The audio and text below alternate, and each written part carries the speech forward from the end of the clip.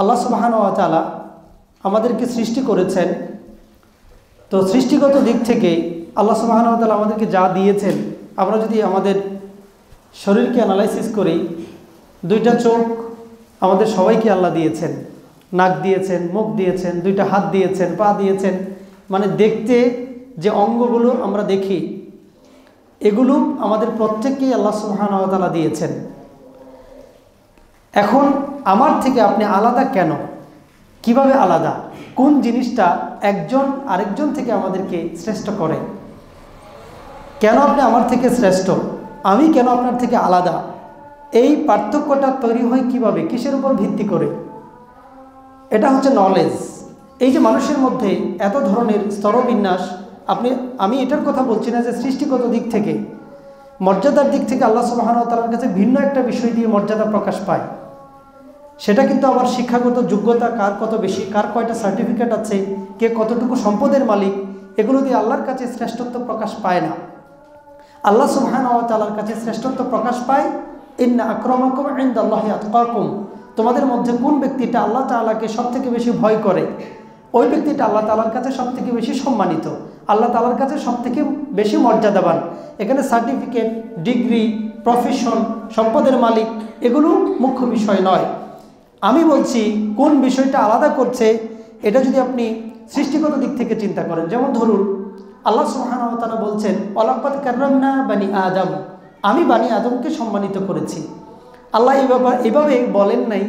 ফেরেশতাদের ব্যাপারেও আল্লাহ সুবহানাহু ওয়া তাআলা বলেন নাই। যে কথাটা আল্লাহ সুবহানাহু ওয়া তাআলা মানুষের ব্যাপারে বলেছেন যে আমি আদম সন্তানকে, এই মানব জাতিকে আমি সম্মান দিয়েছি। সূরা বনী ইসরাঈলের ৭০ নম্বর আয়াতে আল্লাহ বলেছেন। সুবহানাল্লাহ। দেখেন, আল্লাহ তাআলার প্রিয় পাত্র হিসেবে আল্লাহ সুবহানাহু ওয়া তাআলা আমাদেরকে সৃষ্টি করেছেন। তিনি এই ব্যাপারে কোনো কথা ফেরেশতাদেরকে বলেননি, অন্য কোনো সৃষ্টির ব্যাপারে এই কথা বলেননি যে আমি আমার এই সৃষ্টিটাকে সম্মানিত করেছি। কেবল মানুষকেই আল্লাহ সুবহানাহু ওয়া তাআলা এই মর্যাদাটা দিয়েছেন। এখন একটা পশু থেকে কিভাবে আমরা আলাদা, অন্য একটা সৃষ্টি থেকে কোন কারণে আমরা আলাদা, কেন আমরা ইউনিক, এটার কারণটা কি? এর কারণটা হচ্ছে আল্লাহ সুবহানাহু ওয়া তাআলা আমাদেরকে একটা ওয়েল ডেভেলপড ব্রেইন দিয়েছেন। আল্লাহ সুবহানাহু ওয়া তাআলা আমাদেরকে ভাষা শিক্ষা দিয়েছেন। আল্লাহ সুবহানাহু ওয়া তাআলা আমাদেরকে জ্ঞানার্জন করার সুযোগ করে দিয়েছেন। এবং আল্লাহ সুবহানাহু ওয়া তাআলা নিজেই আমাদের শিক্ষক। আল্লাহ সুবহানাহু ওয়া তাআলা বলছেন সূরা আল বাকারাতে, আল্লামা আদামাল আসমাআ। আল্লাহ সুবহানাহু ওয়া তাআলা আদম আলাইহিস সালামকে শিক্ষা দিলেন নামসমূহ। প্রথম ছাত্র আল্লাহর সৃষ্টি জগতের মধ্যে হচ্ছে এই আদম আলাইহিস সালাম, এবং প্রথম শিক্ষক আল্লাহ সুবহানাহু ওয়া তাআলা। কারণ এই কথাটা এইভাবেই এসেছে যে আল্লাহ আদম আলাইহিস সালামের শিক্ষা দিয়েছেন। অন্য আয়াতগুলো যদি দেখেন আপনি, সূরা আর রহমান, এখানে বলছে আর রহমান আল্লামাল কোরআন, বলা হয়েছে যে আল্লামাহুল বায়ান। আল্লাহ সুবহানাহু ওয়া তাআলা এগুলো আমাদেরকে শিখিয়েছেন। তো আল্লাহ সুবহানাহু ওয়া তাআলা আমাদেরকে শিখিয়েছেন, এবং এই শিক্ষা দেওয়ার মাধ্যমেই আল্লাহ সুবহানাহু ওয়া তাআলা অন্যান্য সৃষ্টিগুলো থেকে আমাদেরকে আলাদা করেছেন। এবার শিক্ষাও সব জায়গায় একই রকম না, সব শিক্ষা একই রকম না। কেউ দুনিয়া অর্জনের জন্য শিক্ষা হাসিল করে, কেউ আল্লাহ সুবহানাহু ওয়া তাআলাকে চেনার জন্য শিক্ষা হাসিল করে। আমরা যদি আল্লাহ সুবহানাহু ওয়া তাআলাকে চেনার জন্য, দিনকে বোঝার জন্য, তার রাসূলকে চেনার জন্য, পরকালকে বোঝার জন্য, কোরআনকে বোঝার জন্য জ্ঞান অর্জন করি, এটা নিশ্চয়ই এমন হবে না যেটা ইঞ্জিনিয়ারিং শিখলে, যেটা মেডিকেল সায়েন্স শিখলে, যেটা বিজ্ঞানী হলে ওই রকমটা হবে, এরকম হবে না। নিশ্চয়ই একটু পার্থক্য থাকবে। তো দেখেন এখানে আল্লাহ সুবহানাহু ওয়া তাআলা কিভাবে পার্থক্য করলেন। তিনি বললেন কুল হাল ইস্তাবিল্লাযীনা ইয়ালামুনা ওয়াল্লাযীনা লা ইয়ালামুন, যারা জানে আর যারা জানে না তারা কি সমান? এই আয়াতটাকে আপনি প্রয়োগ করতে পারেন সবার ক্ষেত্রেই, যারা জানে এবং যারা জানে না। হতে পারে একটা ক্লাসরুমের মধ্যে, স্কুলের একটা ক্লাসরুম, যেখানে ফার্স্ট বয় আর যে লাস্ট বয় তাদের মর্যাদা কিন্তু সমান নয়। টিচারদের চোখে হোক, সমাজের চোখে হোক, ক্লাসমেটদের চোখেই হোক, ডিফারেন্টটা করলো কি? সে তার জ্ঞান, তার নলেজ। কারণ সে বেশি জানে, এই কারণে তাকে সবাই সম্মান করে। আরও কিছু বৈশিষ্ট্য থাকতে পারে, ফার্স্ট বয় কিন্তু চরিত্র নাই, এটা ভিন্ন কথা। কিন্তু যদি আপনি একটা প্যারামিটার দিয়ে চিন্তা করেন কে বেশি জানে, তাহলে তার নামটাই বেশি আসবে। কারা ডমিনেট করবে এই পৃথিবীকে? যারা জ্ঞানগত দিক থেকে শ্রেষ্ঠ। বর্তমান সময়টাতে আপনি দেখেন যে আপনি যদি এই প্যারামিটার দিয়ে মাপেন, ইহুদি খ্রিস্টানেরা তারা কেন এবং কিভাবে আমাদেরকে ডমিনেট করছে, কিভাবে গোটা পৃথিবীকে তারা শাসন করছে। গুটি কয়েক ইহুদি গোটা পৃথিবীকে চালাচ্ছে। কিভাবে খ্রিস্টানরা এই গোটা পৃথিবীকে নিয়ন্ত্রণ করছে। আপনি যদি এই বিষয়টা অ্যানালাইসিস করে দেখবেন যে শিক্ষার হার তাদের অনেক বেশি, তারা পড়ালেখায় অনেক বেশি সময় দেয়। তো এভাবে করে আপনার সমাজের মধ্যে আপনি নিজেই সম্মানিত মনে করেন যে ব্যক্তিটা আপনার থেকে বেশি জানে, বেশি শিক্ষিত। এটা দুনিয়াবি অ্যাসপেক্টেও হতে পারে, এটা ধর্মীয় জ্ঞানের অ্যাসপেক্টেও হতে পারে। কিন্তু বিষয় হচ্ছে আল্লাহ সুবহানাহু ওয়া তাআলার কাছে ধর্মীয় জ্ঞানটা বেশি গুরুত্বপূর্ণ। দুনিয়াবি জ্ঞান এটাকে যদি আপনি ধর্মীয় কাজে ব্যবহার করতে পারেন তাহলে ওইটাও দ্বীনি জ্ঞানের অন্তর্ভুক্ত হয়ে যাবে। এখন আল্লাহ সুবহানাহু ওয়া তাআলা বলছেন যারা জানে আর যারা জানে না তারা কি সমান? না, তারা সমান নয়। মূলত এই বিষয়টাই আপনার থেকে আমাকে আলাদা করে, আমার থেকে আপনাকে আলাদা করে, ম্যান টু ম্যান এই জিনিসটাই আলাদা করে। জ্ঞান, কার কত জ্ঞান রয়েছে, এটা দিয়ে একটা ক্যাটাগরি তৈরি হয় মানুষের মধ্যে। এই জ্ঞান অর্জন, এইটার মধ্যে যদি আবার ইসলাম না থাকে তাহলে এই জ্ঞানের কোনো মূল্য আল্লাহ সুবহানাহু ওয়া তাআলার কাছে থাকে না।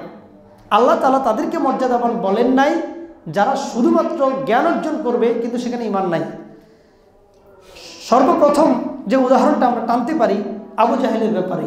আবু জাহেল একজন শিক্ষিত মানুষ ছিলেন, কিন্তু আল্লাহ সুবহানাহু ওয়া তাআলার কাছে তার জ্ঞানের কোনো মূল্য নাই। কেননা তার মধ্যে ছিল জাহালাত, ওহীর জ্ঞানটাকে রিসিভ করতে পারে নাই। এই কারণে আল্লাহ সুবহানাহু ওয়া তাআলার কাছে আবু জাহেলের কোনো মূল্য নাই। এই কারণে রাসূল সাল্লাল্লাহু আলাইহি ওয়াসাল্লাম তাকে মূর্খের পিতা বলেছে। তাহলে ঈমান, এই জ্ঞান অর্জন, আপনি দেখেন কত মানুষ আছে, আপনি টকশো দেখবেন টিভিতে বসে একদম বোমা ফাটাচ্ছে, আপনি দেখবেন যে কত জ্ঞান অর্জন করতেছে, কত বিষয়ে তাদের জানা আছে। তারা সমসাময়িক বিশ্ব সম্পর্কে জানে, সাধারণ জ্ঞান সম্পর্কে জানে, অনেক কিছু জানে, কিন্তু ইসলাম সম্পর্কে শুধু জানে না, ইসলামী বিষয়গুলোকে শুধু জানে না, অথবা এড়িয়ে চলে। তারা জানলেও তারা মানতে চায় না। তো বিষয়টা যদি এমন হয় তাহলে আল্লাহ সুবহানাহু ওয়া তাআলা বলছেন ইয়ারফাউল্লাহুল্লাযীনা আমানু মিনকুম ওয়াল্লাযীনা উতুল ইলমা দারাজা। তাদের মর্যাদাকে আল্লাহ বাড়িয়ে দিবেন যারা ঈমান এনেছে এবং যারা জ্ঞান অর্জন করে। তার মানে ঈমানটা এখানে একটা কন্ডিশন, ঈমানটা হচ্ছে পূর্ব শর্ত। এরপরে যদি আপনি জ্ঞান অর্জন করেন, কোন জ্ঞান অর্জন? তাহলে অবশ্যই জ্ঞানটার ঈমানের সাথে সম্পর্ক রাখতে হবে, ঈমানের সাথে সম্পর্ক থাকতে হবে। এমন জ্ঞান যদি হয় তাহলেই আল্লাহ সুবহানাহু ওয়া তাআলা আপনাকে মর্যাদাবান করবেন। আর আল্লাহ সুবহানাহু ওয়া তাআলা প্রথম যে আয়াতে বলেছেন ইকরা বিসমি রাব্বিকাল্লাযী খলাক, ইকরা বিসমি রাব্বিকাল্লাযী খলাক, পড়ো তোমার প্রভুর নামে যিনি সৃষ্টি করেছেন। আমাদের পড়ালেখাটা স্টার্টিং হবে আল্লাহর নামে। এই কারণে আপনি দেখবেন আগের ইতিহাস ঐতিহ্য এমন ছিল, এখনও কিছু কিছু দেশের মধ্যে আছে যে কি দিয়ে বাচ্চারা পড়ালেখা শুরু করবে। আমাদের দেশে যেমন এমন আছে হাট্টিমা টিম টিম, তারা মাঠে পারে ডিম, যেগুলোর কোনো অর্থ নাই, অজগরটি আসছে তেরে, আমটি আমি খাবো পেরে, এগুলো দিয়ে আমাদের বাচ্চাদের পড়ালেখা শুরু হয়। হারমোনিয়াম বা এই গান বাজনা, এগুলো দিয়ে আমাদের বাচ্চাদের পড়ালেখা শুরু হয়। কিন্তু সালাফদের মধ্য থেকে এরকম ইতিহাস পাওয়া যায়, তারা কি শিখাতেন সবার আগে বাচ্চাদেরকে? তারা শিখাতেন আসমাউল হুসনা। আল্লাহ নবী সাল্লাল্লাহু আলাইহি ওয়াসাল্লাম বলেছেন, যে ব্যক্তি আল্লাহ তাআলার ৯৯টা নামকে মুখস্থ রাখবে তার প্রতিদান হচ্ছে জান্নাত। সুবহানাল্লাহ। তার মানে আগেকার দিনে আমাদের সালাফ যারা তাদের বাচ্চাদেরকে গড়েছেন, তারা প্রথমেই বাচ্চাকে শিখিয়েছেন আল্লাহ তাআলার ৯৯টা নাম। এবং আপনি যদি ৯৯টা নাম আগে মুখস্থ করান, তারপর ধীরে ধীরে ধীরে ধীরে তাৎপর্যগুলো শেখান। রহমান মানে কি, রহিম মানে কি, রব মানে কি, খালিক মানে কি, মালিক মানে কি, হালিম মানে কি, আপনি যখন এগুলো তাদেরকে শিখাবেন দেখবেন তখন এটার আলাদা একটা তাৎপর্য তৈরি হবে। তারা এভাবে পড়ালেখাটা শুরু করে, আমাদের মতো না। যেহেতু আমরা অন্যদের দ্বারা প্রভাবিত, যেহেতু আমরা শাসিত ছিলাম ইংরেজদের দ্বারা, এবং পরের আরও ৫৪ বছর এর আগে আরও পাকিস্তানিদের দ্বারা, মূলত আমরা মানে এমনভাবে শাসিত হয়েছি, শিক্ষা ব্যবস্থা নিয়ে চিন্তা করার কোনো সময়ই আমাদের ছিল না। এই কারণে আমরা কখনো এগুলো চিন্তাই করতে পারি না যে আমাদের বাচ্চারা আল্লাহ তাআলার 99টা নাম মুখস্থ করবে, এটা আমাদের সিলেবাসের মধ্যে নাই। তো দেখুন আল্লাহ সুবহানাহু ওয়া তাআলা যেটা বলছেন যে ইমানের সাথে পড়া, ইমানের সাথে পড়া, এটা যদি হয় তাহলে এটা আপনি যতটুকু শিখবেন ততটুকু মর্যাদাকেই বৃদ্ধি করবে। আপনি যদি আরেকটু বেশি শিখেন আরেকটু বেশি মর্যাদাকে বৃদ্ধি করবে। তাহলে এই বিষয়টা আমাদের কাছে আসতে হবে। এখন বিদ্যার্জন করার আরও কিছু গুরুত্ব আছে, বিদ্যার্জন করার আরও কিছু গুরুত্ব আছে। যেমন তিরমিজির হাদিসের মধ্যে এসেছে আল্লাহ রাসূল সাল্লাল্লাহু আলাইহি ওয়াসাল্লাম বলেছেন যে পৃথিবীতে যত কিছু আছে, পৃথিবীতে যত কিছু আছে সব কিছুই অভিশপ্ত। পৃথিবীতে যত কিছু আছে সব কিছু অভিশাপের মধ্যে আছে, লাআনতের মধ্যে আছে। পৃথিবীর সব কিছু, সব উপাদান অভিশপ্ত, কেবল 3টা উপাদান ছাড়া। 3টা উপাদান। একটা উপাদান হচ্ছে যেই ব্যক্তিটা আল্লাহর জিকির করে এবং তদনুযায়ী কাজ করে, তদ্রূপ কাজ করে, জিকির করে এবং জিকিরের মতো কিছু কাজ, কিছু আমল যা আল্লাহকে স্মরণ করিয়ে দেয়, এমন কিছু কাজ যদি করে, এটা হচ্ছে 1 নাম্বার, তিনি ওই লানত থেকে, ওই অভিশাপ থেকে মুক্ত। আরেকটা ক্যাটাগরি হচ্ছে আলেম। আলেম হচ্ছে ওই অভিশাপ থেকে মুক্ত। আরেকটা হচ্ছে তালিবুল ইলম, মুতাআল্লিম, যেই ব্যক্তিটা ছাত্র, ওই ব্যক্তিটা অভিশাপ থেকে মুক্ত। তাহলে 3 ক্যাটাগরির ব্যক্তির কোনো একটা ক্যাটাগরিতে আপনাকে অবশ্যই পড়তে হবে। হয় আপনি আল্লাহর জিকিরকারী হবেন, আবেদ বান্দা হবেন এমনভাবে যে কোনো সময় আপনার মুখ থেকে আল্লাহর জিকির সরছে না, আপনার অন্তর থেকে আল্লাহর জিকির কখনোই বিদরিত হচ্ছে না, এরকম হবেন। আর না হলে আপনি একজন আলেম হবেন, আর তাও না হতে পারলে অন্তত আপনি একজন তালিবুল ইলম হবেন, একজন ইলম অন্বেষণকারী হবেন। এর বাইরে থাকার কোনো সুযোগ নাই। যদি এর বাইরে থাকেন তাহলে আপনি অভিশপ্ত। স্পেশালি আলেমদের মর্যাদা আল্লাহ রাসূল সাল্লাল্লাহু আলাইহি ওয়াসাল্লাম এভাবে দিয়েছেন, তিরমিজির হাদিসের মধ্যে এসেছে যে ফাদলুল আলিমি আলাল আবিদি, ফাদলুল আলিমি আলাল আবিদি কাফাদলি আলা আদনাকুম। তোমাদের মধ্যে আমার মর্যাদা যেমন, সাহাবীদেরকে বলছেন, তোমাদের মধ্যে আমার মর্যাদা যেমন সাধারণ পাবলিকের মধ্যে, সাধারণ জনগণের মধ্যে আলেমের মর্যাদা তেমন। সুবহানাল্লাহ, এটা আলেমের মর্যাদা। আমরা আলেমকে কীভাবে মর্যাদা দেই? আরে 3000 টাকার হুজুর, 4000 টাকার হুজুর, কি বুঝে আর কি আর করতে পারবে, ইত্যাদি ইত্যাদি। কিন্তু আল্লাহ রাসূল সাল্লাল্লাহু আলাইহি ওয়াসাল্লাম এভাবে মর্যাদা দিয়েছেন। তিনি বলেছেন যে আমার মর্যাদা তোমাদের মধ্যে যেমন, অনুরূপ সাধারণ জনগণের মধ্যে একজন আলেমের মর্যাদা, এভাবে বলেছেন। এবং দেখেন ওই হাদিসটার মধ্যে এসেছে পৃথিবীতে যত প্রাণী আছে,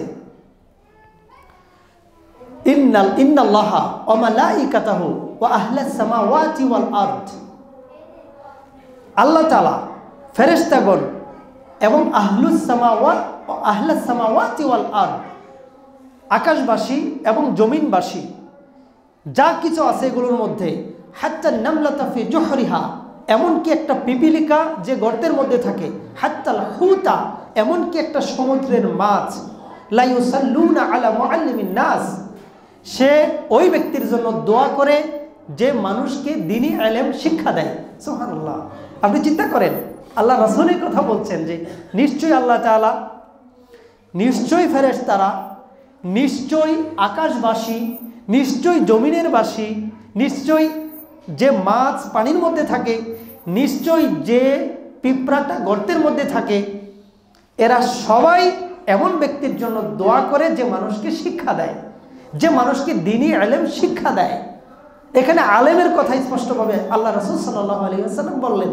আর তলিবুল ইলমের ব্যাপারে বলছেন তিরমিজির হাদিস যে আল্লাহ যারা দ্বীন অর্জনের জন্য বের হয়, যারা দ্বীনি জ্ঞান অর্জনের জন্য যারা বের হয়, তারা বের হওয়ার সাথে সাথে ফেরেশতারা তাদের নূরের পাখাগুলোকে তাদের পায়ের নিচে বিছিয়ে দেন। সুবহানাল্লাহ, এটা তাদের সম্মান। আমরা দেখি না, আমরা দেখি না যে ফেরেশতারা কিভাবে তাদের নূরের পাখাগুলোকে ওই ছাত্রদের পায়ের নিচে বিছিয়ে দিল, কিন্তু দেয়, এটা আল্লাহ রাসূল সাল্লাল্লাহু আলাইহি ওয়াসাল্লাম বলেছেন। তাহলে এটা কোন বিদ্যা অর্জন হতে পারে? যেই ছাত্রীটা ডান্স শিখতে যাচ্ছে তার জন্য কি ফেরেশতারা নূরের পাখাগুলোকে বিছিয়ে দিবেন? যে গান শিখতে যাচ্ছে তার জন্য, যে দুনিয়াবি জ্ঞান অর্জন করতে যাচ্ছে তার জন্য না, ওইটা ওই ব্যক্তির জন্য যে কল্যাণকর জ্ঞান শিখতে যাচ্ছে, ওই বিদ্যা অর্জন করতে যারা যাচ্ছে তাদের সম্মান এভাবে দেওয়া হয়েছে। সুবহানাল্লাহ, আল্লাহ সম্মানিত করেছেন। এবার আল্লাহ রাসূল সাল্লাল্লাহু আলাইহি ওয়াসাল্লাম আরও বলছেন যে পৃথিবীতে যত প্রাণী আছে, যত জড়বস্তু আছে এবং যত জীব আছে, সবাই ওই তলিবুল ইলমের জন্য, ওই ছাত্রছাত্রীর জন্য দোয়া করে যারা বিদ্যার্জন করার জন্য যায়। কোন ধরনের বিদ্যা? ইসলামী জ্ঞান অর্জন। আপনার যদি উদ্দেশ্য থাকে যে আমি আজকে জুমায় যাচ্ছি, কিছু না কিছু শিখব, তাহলে আপনিও তো একজন তলিবুল ইলম। শুধুমাত্র এই নিয়তটা থাকার কারণে আপনার জন্যও কিন্তু এই প্রাণীগুলো দোয়া করছে যে আমি এখানে একটা ইসলাম শিখতে যাচ্ছি। আপনি তালিমে যাচ্ছেন, আপনি একজন আলেমের কাছে যাচ্ছেন দিনের জ্ঞান অর্জনের জন্য, তাহলে আপনিও এই সৌভাগ্যবান ব্যক্তিদের অন্তর্ভুক্ত হতে পারেন। দেখুন, এই পার্থক্যটা মানুষ বুঝতে চায় না। দুনিয়াবি আলেম আর দিনী আলেম, মুসলমানদের আলেমের মধ্যে এরকম পার্থক্য থাকার কথা না।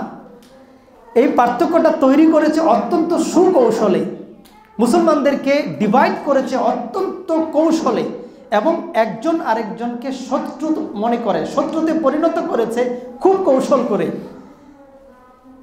আলিয়া মাদ্রাসার ছাত্র কৌমিকে দেখতে পারবে না, কৌমিরা আলিয়া মাদ্রাসাদেরকে দেখতে পারবে না, আর স্কুল কলেজে যারা পড়ে এদেরকে মনে করবে কাফের, আর এরা মনে করবে মৌলবীরা কিচ্ছু বুঝে না। একটা বিদ্বেষ নিয়েই যেন বড় হয় আমাদের মুসলমান ছেলেমেয়েরা। এই কারণে তারা এইভাবে করেছে। আর তাদেরকে দাওয়াত দিয়ে নিয়ে এসেছে কারা?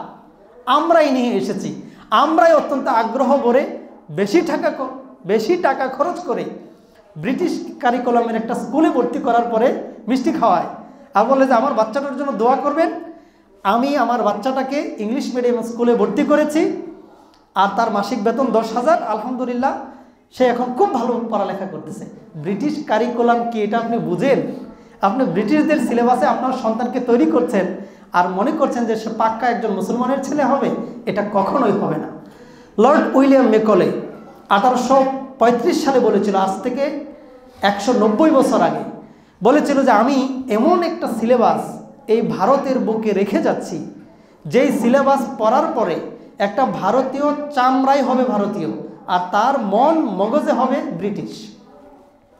তার ড্রেস আপ গেট আপ আপনি দেখেন সব ব্রিটিশদের মতো করে হবে, শুধু চামড়াই হবে সে ভারতীয়। এই কথাটা যদি আপনি আমাদের এখানে অ্যাপ্লাই করেন, আমাদের ছেলে মেয়েগুলো কেন ব্রিটিশদের মতো করে চিন্তা করে? কেন সে আমেরিকাকে একটা পূর্ণভূমির মতো মনে করে? কেন সে কানাডায় গিয়ে থাকতে চায়? কেন সে ইউরোপে গিয়ে থাকতে চায়? আমেরিকায় কেন সে বসবাস করতে চায়? আপনি বুঝেন না? ওই সিলেবাসের একটা প্রভাব এখানে আছে। হওয়া উচিত ছিল যে একটা মুসলিম কারিকুলাম তৈরি হবে, যেই কারিকুলামের মধ্যে মুসলমানদের কি ছিল না, মুসলমানদের কি নাই, বিজ্ঞানে মুসলমানদের অবদান, এগুলো আজকে আমরা ভুলে গেছি। আমরা মনে করছি বিজ্ঞানে মুসলমানদের কোনো অবদান নাই, বিজ্ঞান বলতে মুসলমানরা কিছু বুঝেই না। তো বিজ্ঞান এটা তো মুসলমানদের মূল বেসিকটা, ফান্ডামেন্টাল নলেজ যেটা, এটা তো মুসলমানরা তৈরি করে দিয়েছে। এটা আপনি কাফেরদেরকে দিলেন কেন? আপনি যদি এমন একটা কারিকুলাম সাজাতেন, 8টা বিজ্ঞানের বই থাকবে, ইংলিশ শিখবে ভাষা হিসাবে, কোনো সমস্যা নাই, সব ভাষা আল্লাহর। সে বিজ্ঞান শিখবে, সে ডাক্তার হবে, সে ইঞ্জিনিয়ার হবে, সাথে শুধু একটা সাবজেক্ট থাকবে কোরআন, আরেকটা সাবজেক্ট থাকবে হাদিস। তাহলে সে যখন এই কোরআন হাদিসের আলোকে নিজেকে গড়বে, এই স্বপ্ন যখন সে দেখবে যে আমি একজন ডাক্তার হব, কিন্তু মাথার মধ্যে সবসময় থাকবে আমি একজন মুসলিম ডাক্তার। আমি একজন ইঞ্জিনিয়ার হব, সাথে মাথায় থাকবে যে আমি একজন মুসলিম ইঞ্জিনিয়ার। যখন সে এইভাবে করে চিন্তা করলো, সে যে 8 ঘন্টা পড়ালেখা করলো, আপনি যে তার পিছনে 8-10 হাজার টাকা মাসে খরচ করলেন, এই সবটা টাকা, আপনার টাকাটা সাদাকা হতো, আর আপনার সন্তানের প্রত্যেকটা সময়, প্রত্যেকটা মুহূর্ত ইবাদতের মধ্যে গণ্য হতো। সুবহানাল্লাহ, এইভাবে হতো। কিন্তু আপনি শুধু নিয়তটা করেন নাই, শুধু জগৎ কামানোর জন্য, টাকা কামানোর জন্য নিয়ত করেছেন। আর আমাদের যারা টিভিতে টকশো করে এই যে বুদ্ধির খেলা খেলে, যে সমস্ত রাবিশ বুদ্ধিজীবীরা, তারা বুদ্ধি করে কিভাবে সেপারেট করা যায়, কিভাবে ইসলাম থেকে বের করে দেওয়া যায়। গত 15টা বছর নয়, আমরা 54 বছর ধরে দেখেছি কিভাবে মুসলমানদেরকে তিলে তিলে ধীরে ধীরে মুসলমানদেরকে ইসলাম থেকে অত্যন্ত সুকৌশলে দূরে সরিয়ে দিয়েছে। একটা মুসলমান ছেলে যে ছেলেটা বিশ্ববিদ্যালয় থেকে বের হবে, সে এতটা বছর পড়ালেখা করলো, সে তার রবকে চিনে না, সে কয়েকটা হাদিস বলতে পারে না, সে সূরা ফাতিহাটা শুদ্ধ করে বলতে পারে না, সে জানে না কিভাবে 2 রাকাত সালাত আদায় করতে হয়। আমি অত্যন্ত দুঃখের সাথে এই কথাটা প্রায়ই বলি, আমি এমনও ব্যক্তিকে দেখেছি পাশে দাঁড়িয়ে সালাত আদায় করেছি, যে বিদেশ থেকে 2টা ডিগ্রি নিয়েছে, ডক্টরেট ডিগ্রি, 2টা দেশ থেকে, বাংলাদেশের খুব ভালো মানের একজন শিক্ষিত মানুষ, কিন্তু তিনি জানেন না যে কিভাবে 2 রাকাত সালাত আদায় করতে হয়। মসজিদে এসেছেন, এটা ওয়েলকাম, কিন্তু তিনি কি শিখলেন, কি পড়ালেখা করলেন? এই ব্যর্থতা আসলে কাদের? আসলে আমাদের এমন একটা সমন্বিত কারিকুলাম তৈরি করা দরকার, যেটার নামই হবে মুসলিম কারিকুলাম। কিসের ব্রিটিশ, কিসের আমেরিকান, কিসের ভার্সন টার্সন ইংলিশ? আমরাও ইংলিশ শিখব, আমরা আরবি শিখব, আমরা বিজ্ঞান শিখব, আমরা সবই শিখব। একদিকে স্কলার হবে, ইসলামিক স্কলার, একদিকে ডাক্তার হবে। মুসলিম ডাক্তার দরকার আছে, মুসলিম ইঞ্জিনিয়ার দরকার আছে, মুসলিম পরমাণু বিজ্ঞানী দরকার আছে।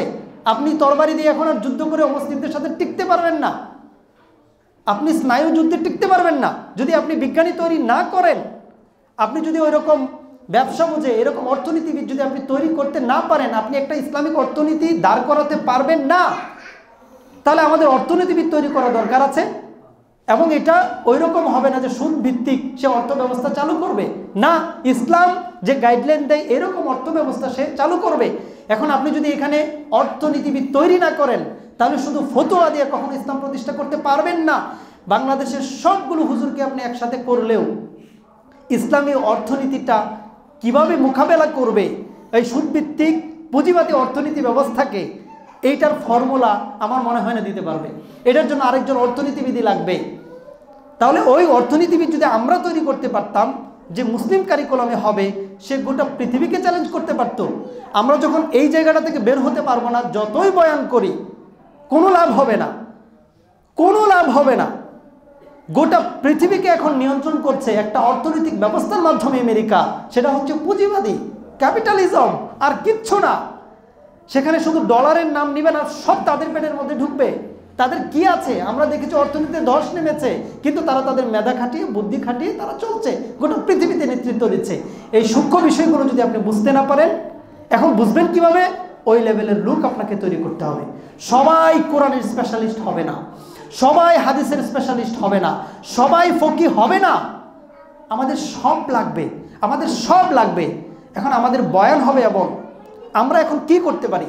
আমাদের বয়ান হবে এমন যে যারা এখানে অভিভাবকরা আছেন, আপনি এটা জোর দাবি দাঁড়াবেন যে আমি স্কুলে ভর্তি করলাম, এটা প্রাইভেট স্কুল হতে পারে।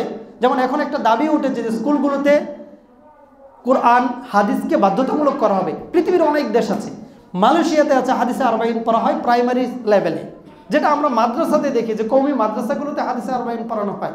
এরকম যদি করা হয় যে একটা সিলেবাস তৈরি করে দেওয়া যায় যে 10 বছর পরে আমার এই ছেলেটা কোরআন কি বুঝবে, কিছু হাদিস তার মুখস্থ থাকবে, মৌলিক ইবাদতগুলো সে করতে পারবে। এভাবে করে যদি সাজানো হয়, এটা কঠিন কিচ্ছুই হবে না।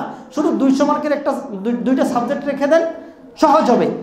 এখন এই দাবি যদি অভিভাবকদের মধ্য থেকে আসে, এই দাবি যদি মুসলমানদের পক্ষ থেকে আসে যে আমি 6,000 10,000 টাকা দিয়ে আপনার প্রতিষ্ঠানে পড়াচ্ছি, আমাদের অভিভাবকদের দাবি হচ্ছে আপনি একটা ইসলামিক সাবজেক্ট অবশ্যই ঢুকাবেন, আপনি কোরআন ঢুকাবেন, অল্প অল্প করে হোক, সে এটা শিখুক। আমরা মুসলমান ছেলে মেয়েদেরকে সম্পূর্ণভাবে তাদের হাতে ছেড়ে দিতে পারি না, যেটা তাদের মতো করে গড়ে তুলবে, এটা হতে পারে না।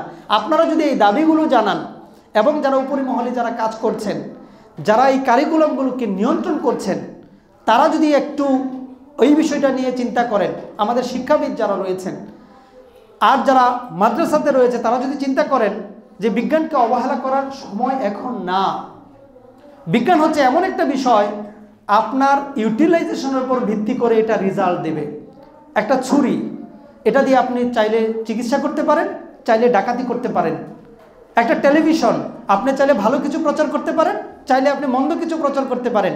টেলিভিশনের কোনো সমস্যা না, যে এটাকে আবিষ্কার করেছে তারও কোনো সমস্যা না। সমস্যা হচ্ছে আপনি জানেন না কিভাবে সেটাকে ব্যবহার করতে হয়। আমরা সেই ইথিক্সগুলোকে যুক্ত করব, আমরা শিখাবো কিভাবে টেলিভিশন ব্যবহার করতে হয়, কিন্তু টেলিভিশন আবিষ্কারকে আমরা না বলবো না। আমরা বলবো টেলিভিশন আবিষ্কার করেন, ঠিক আছে, কিন্তু আমরা পিস টিভি খুলবো, আমরা আরও 4-5টা পিস টিভি খুলবো। এই হবে আমাদের চিন্তাভাবনা, হবে এমন আমরা আধুনিক প্রযুক্তিগুলোকে, বিজ্ঞানগুলোকে ইসলামের কাজে ব্যবহার করব। রাসূলুল্লাহ সাল্লাল্লাহু আলাইহি সাল্লাম ওই সময়ের সবথেকে ভালো বিজ্ঞানগুলোকে তিনি নিজের কাজে ব্যবহার করেছেন। এটা কোনো নিষেধ না, কারণ এটা আল্লাহ সুবহানাহু ওয়া তাআলার প্রদত্ত জ্ঞান, এটা সবাই অর্জন করতে পারে না। এটা আসলে আমাদের হক রয়েছে এখানে, কিন্তু আমরা এগুলোকে অ্যাভয়েড করলে হবে না। তাহলে এভাবে করে যদি আমরা একটা কারিকুলামকে চিন্তা করতাম, তাহলে আপনি চিন্তা করে দেখেন, মুসলমানেরা যেমন অর্থনৈতিকভাবে সমৃদ্ধ হতো, মুসলমানেরা যেমন চিকিৎসা বিজ্ঞানে সমৃদ্ধ হতো, মুসলমানদের থেকে বিজ্ঞানী তৈরি হতো। আর ওই বিজ্ঞানীটা যতক্ষণ পর্যন্ত বিজ্ঞান চর্চা করতেছে, কারণ বিজ্ঞান চর্চা করার অর্থ কি? আপনাকে আল্লাহর সৃষ্টি জগৎ নিয়ে ভাবতে হয়, অনেক সূক্ষ্ম সূক্ষ্ম বিষয় নিয়ে ভাবতে হয়। কত মানুষ আপনি দেখেন, এই যে যারা পরমাণু আবিষ্কার করেছে, যারা নিউক্লিয়াস আবিষ্কার করেছে, একেবারে সূক্ষ্ম বিষয়গুলো কত বছরের পর বছর তাদেরকে সময় দিতে হয়েছে। এইটার আর অ্যারাবিক একটা টার্ম হচ্ছে তাফাক্কুর, চিন্তা করা। আল্লাহর সৃষ্টি নিয়ে চিন্তা করাটা ইবাদত, কিন্তু তারা ইবাদতের মতো করে করেনি, এই কারণে ইবাদত নাই। তাদের ঈমান নাই, এই কারণে এগুলো ইবাদত হয়নি। কিন্তু একজন মুসলমানই যদি, একজন মুসলমান বিজ্ঞানী যদি আল্লাহর একটা সৃষ্টিকে নিয়ে ভাবে, এটা ইবাদত। নবীজি বলেছেন এটা হচ্ছে তাফাক্কুর, আল্লাহর সৃষ্টিকে নিয়ে ভাবা। একটা বৃক্ষকে নিয়ে আপনি ভাবলেন, এটা একটা ইবাদত, কিন্তু হচ্ছে না কেন? জাস্ট একটু নিয়তের কারণে। জাস্ট হচ্ছে না কেন? আপনি যদি এটা আখিরাতের জন্য করতেন, আপনি যদি এটা আল্লাহর সন্তুষ্টির জন্য করতেন, তাহলে সম্পূর্ণটা ইবাদত হয়ে যেত। এই বিজ্ঞানী হতে যে আপনার যত ইনভেস্টমেন্ট ছিল, আপনার মেধা, আপনার যোগ্যতা, আপনার শ্রম, আপনার সময়, এই সবগুলো ইবাদতে কনভার্ট হয়ে যেত। শুধু নিয়তটা করতেন আর বলতেন যে আল্লাহর সন্তুষ্টির জন্য করব, মানবতার কল্যাণের জন্য করব, তাহলে হয়ে যেত। তাহলে আমাদের প্রত্যেকটা যারা স্কুলগামী ছাত্র আছে, স্কুলগামী ছাত্রী আছে, তাদের পায়ের নিচেও ফেরেশতারা নূরের পাখাগুলো বিছিয়ে দিবে। কখন? যদি আমাদের শিক্ষাবিদেরা চিন্তা করে শুধু দুইটা সাবজেক্ট আমরা ঢুকাবো, কোরআন এবং হাদিস, দুইটা সাবজেক্ট থাকবে, দেখবেন যে কীরকম একটা সোনার বাংলাদেশ হবে, যেটা আমরা কল্পনা করতে পারবো না যে এত সুন্দর একটা চমৎকার বাংলাদেশ হবে। আর এই কারণে আমরা যারা আম জনতা আছি, আমাদের দাবিগুলোকে জানাতে হবে, কারণ আমরাই হচ্ছি তাদের গ্রাহক। আমরা যদি তাদের বলি যে এটা করতে হবে, তারা করতে বাধ্য। আমরা যদি বলি যে এটাকে বর্জন করতে হবে, তারা করতে বাধ্য। আজকে বাংলাদেশের 18 কোটি মুসলমান যদি এই দাবি করে যে কারিকুলামের মধ্যে প্রত্যেকটা স্তরে 200 মার্কের, 100 মার্কের ইংলিশ থাকবে, 100 মার্কের থাকবে। আপনি দেখেন কত ব্যক্তিদের জীবনে আমাদের ছেলেরা জানে, যারা বিসিএস ক্যাডার হয়েছে 1 মার্কের জন্য অসমাপ্ত আত্মজীবনী পড়ে, 1টা মার্কের জন্য। আপনি যদি এখানে বলে দেন শুধু আমাদের ছেলেদেরকে যে বিসিএস এর সিলেবাসের মধ্যে 1টা মার্ক থাকবে রাসূলুল্লাহর জীবনী থেকে সাল্লাল্লাহু আলাইহি সাল্লাম, 1টা মার্ক, আপনি দেখেন তারা রাসূলুল্লাহ সাল্লাল্লাহু আলাইহি সাল্লামের জীবনী কিভাবে পড়ে, কিভাবে তারা লুপে নেয়। আপনি শুধু ভাইভাতে একটা প্রশ্ন করেন মুহাম্মদ সাল্লাল্লাহু আলাইহি সাল্লামের জীবনী সম্পর্কে, আপনি দেখেন কিভাবে তারা পড়ালেখা করে। এগুলো ওই যে আমাদের উপরে যারা বসে আছে, আমাদের যারা লিডার আছে, যারা শিক্ষাবিদ আছে, যারা ওইটাতে কাজ করে, যারা, তাদেরকে এই বিষয়টা চিন্তা করতে হবে। তারা যদি চিন্তা করে, তাহলে বাংলাদেশের যত ছেলেমেয়েরা পড়ালেখা করছে সবগুলোকে ইবাদতে কনভার্ট করা সম্ভব। এবার আমি আপনাদেরকে একটা সূক্ষ্ম কথা বলি, আল্লাহ সুবহানাহু ওয়া তাআলা ধন সম্পদের মধ্যে কল্যাণ রাখেন নাই, আল্লাহ সুবহানাহু ওয়া তাআলা সার্টিফিকেটের মধ্যে কল্যাণ রাখেন নাই, আল্লাহ সুবহানাহু ওয়া তাআলা আপনার যে সামাজিক স্ট্যাটাস, যেটা হেডাম আপনি দেখান, এইটার মধ্যে কল্যাণ রাখেন নাই। আল্লাহ সুবহানাহু ওয়া তাআলা আপনার গায়ের কালারের মধ্যে কল্যাণ রাখেন নাই। আল্লাহ সুবহানাহু ওয়া তাআলার কাছে এটার কোনো মর্যাদা নাই আপনি কোন বংশে জন্মগ্রহণ করেছেন। আল্লাহ রাসূল সাল্লাল্লাহু আলাইহি সাল্লাম বলেছেন, বুখারীর হাদিস, মাই ইউরিদিল্লাহু বিহি খায়রান ইউফাক্কিহু ফিদ্দিন, আল্লাহ তাকেই কল্যাণ দেন যাকে তিনি দ্বীনের বুঝ দান করেন। এবার যদি এই কথাটা আপনি বুঝতে পারেন, আপনি কত টাকার মালিক, এটা দিয়ে ভাববার কোনো সুযোগ নাই যে আপনি মর্যাদার মধ্যে আছেন অথবা আল্লাহ আপনাকে কল্যাণের মধ্যে রেখেছেন। এই অর্থ আপনাকে ডুবাতে পারে, এই পাওয়ার আপনাকে ডুবাতে পারে, এই পাওয়ার আপনাকে জুতা পিটার মুখোমুখি করতে পারে, এই পাওয়ার আপনাকে ধ্বংস করে দিতে পারে, এই বংশমর্যাদা আপনাকে ধ্বংস করে দিতে পারে। এগুলোর আসলে কোনো মূল্য নাই। আপনি দিন কতটুকু বুঝেছেন এটা খুব ইম্পর্টেন্ট। মাই ইউরিদিল্লাহু বিহি খায়রান ইউফাক্কিহু ফিদ্দিন, আল্লাহ সুবহানাহু ওয়া তাআলা তাকেই কল্যাণ দেন যাকে তিনি দ্বীনের বুঝ দান করেছেন। অতএব আমাদের দিনের বুঝ এটা সবাইকে অর্জন করতে হবে। আমরা যে লেভেলের মধ্যে আছি, যদি দিনের বুঝ আমাদের মধ্যে না থাকে তাহলে আমাদের থেকে বড় হতভাগা আর কেউ নাই। অতএব আমাদেরকে চেষ্টা করতে হবে দিন বোঝার জন্য। যেখানেই দিন বোঝার আসর সেখানেই আমি, যে বই আমাকে দিন শিক্ষা দেয় সেটাই আমি কিনব, যেই ওয়াজ আমাকে দিন শিক্ষা দেয় সেটাই আমি শুনব।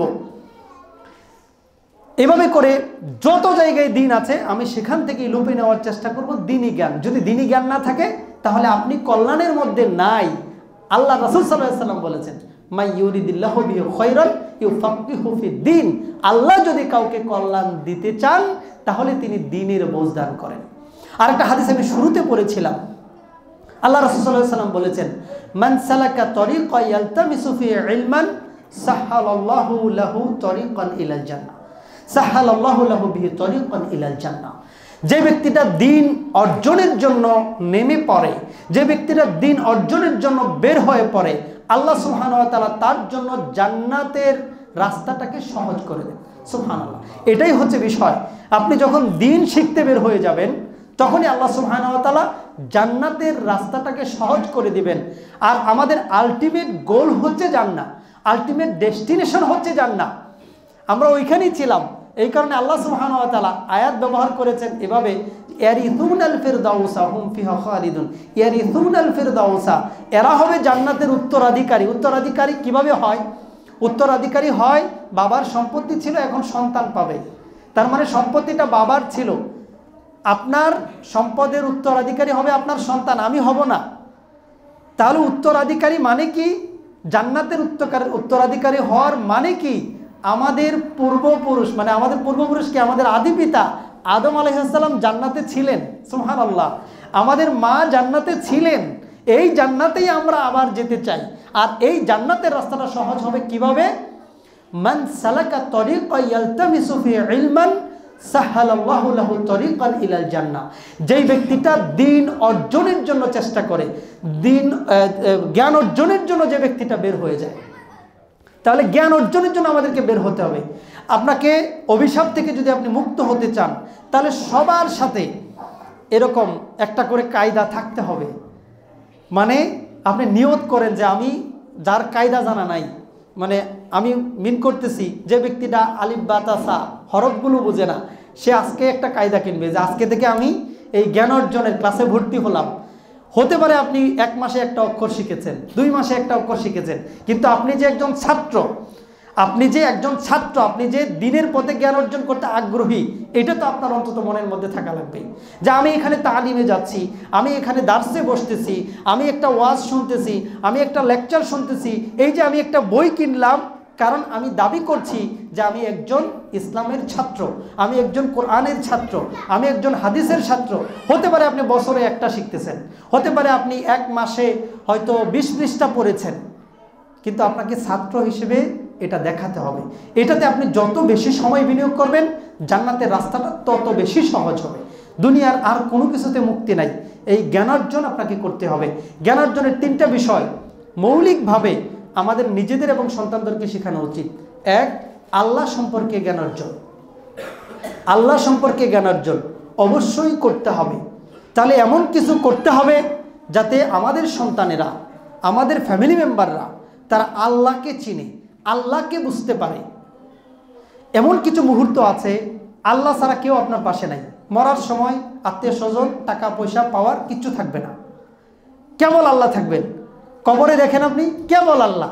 হাসরের মাঠে কেবল আল্লাহ। এখন আপনি আল্লাহ সুবহানাহু ওয়া তাআলাকেই চেনেন না, আল্লাহ সুবহানাহু ওয়া তাআলাকে আপনি মর্যাদা দিতে জানেন না, তাহলে হবে না। তাহলে রব সম্পর্কে জ্ঞান অর্জন করতে হবে। আল্লাহর হক কি এটা আপনাকে নির্ধারণ করতে হবে, এটা আপনাকে জ্ঞান অর্জন করতে হবে।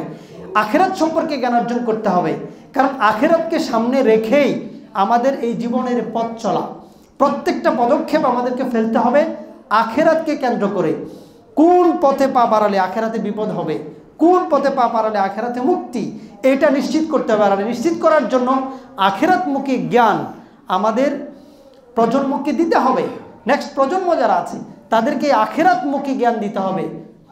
3 নম্বরে হচ্ছে আল্লাহ সুবহানাহু ওয়া তাআলা আমাদেরকে দুনিয়াতে ভালোভাবে চলার জন্য আল্লাহ সুবহানাহু ওয়া তাআলা একজন মডেল নির্ধারণ করেছেন, কিভাবে চললে তুমি ভালো থাকতে পারবে, তোমার নেতৃত্ব কেমন হবে, তোমার পেশা কেমন হবে, তোমার আচরণ কেমন হবে, ইত্যাদি ইত্যাদি। এই বিষয়গুলোকে শিক্ষা দেওয়ার জন্য আল্লাহ সুবহানাহু ওয়া তাআলা অনুসরণ করার জন্য একজন মডেল তিনি পাঠিয়েছেন আমাদের কাছে, মুহাম্মদ সাল্লাল্লাহু আলাইহি ওয়াসাল্লাম। তার সম্পর্কে জ্ঞান অর্জন করতে হবে। এই তিনটা বিষয় সম্পর্কে মৌলিকভাবে প্রত্যেকটা মানুষকেই জ্ঞান অর্জন করতে হবে। এটা একেবারে সবার জন্যই, আরও অনেক বিষয় আছে, কিন্তু এই তিনটা বিষয় খুবই গুরুত্বপূর্ণ। আল্লাহ সম্পর্কে, রাসূল সাল্লাল্লাহু আলাইহি ওয়াসাল্লাম সম্পর্কে এবং আখিরাত সম্পর্কে জ্ঞান অর্জন করা, এগুলো এখন জরুরি ভিত্তিতে এই জ্ঞানগুলো অর্জন করতে হবে। আল্লাহ সুবহানাহু ওয়া তাআলা আমাদেরকে বুঝদান করুন। আল্লাহুম্মা আমিন।